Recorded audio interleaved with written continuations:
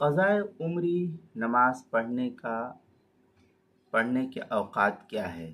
चुनांचे क़ज़ाए उम्री की नमाज़ें मकरूह औक़ात जैसे तुलू आफ्ताब होता है, गुरूब आफ्ताब है, ज़वाल है, इन 3 वक़्त को छोड़कर सब औक़ात में पढ़ी जा सकती है। आप जिस वक्त चाहे उस वक्त पढ़ सकते हैं।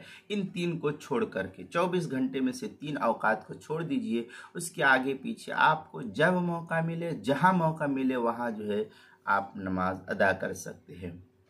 हत्ता के फजर से पहले और बाद में और असर के बाद सूरज के जर्द यानी पीला पड़ने से पहले पहले तक क़ज़ा नमाज अगर कोई शख्स पढ़ता है तो इसमें भी कोई हरज की बात नहीं है। लेकिन आम जगहों पर मसलन मस्जिद में उन्हें ना पढ़ा जाए ताकि लोगों को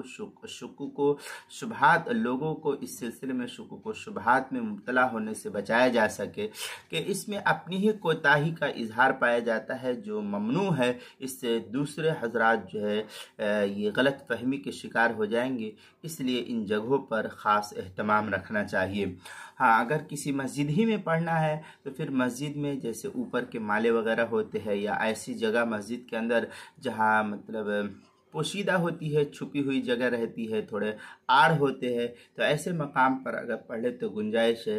लेकिन इससे भी बेहतर है कि अपने घर पर पढ़े तो ये बेहतर है। बहरहाल खुलासा ये है कि असर के बाद और फजर के बाद या फजर से पहले अगर कोई शख्स क़ज़ा नमाज पढ़ता है तो इसकी भी इजाज़त है, इसमें कोई हरज नहीं। चुनांचे दुर्र मुख्तार में है वह जमी औक़ातिल उम्र वक्त लिल क़ज़ा इल्ला सलासिल मनहिया कमा मर्रा।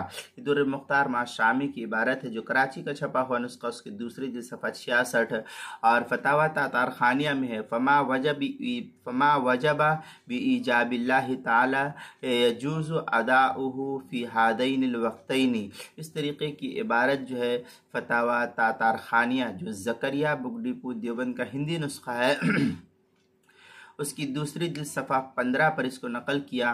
किताबुल मसाइल उसकी पहली जिल्द सफ़ा 319 और 320 पर इसको नकल किया गया है।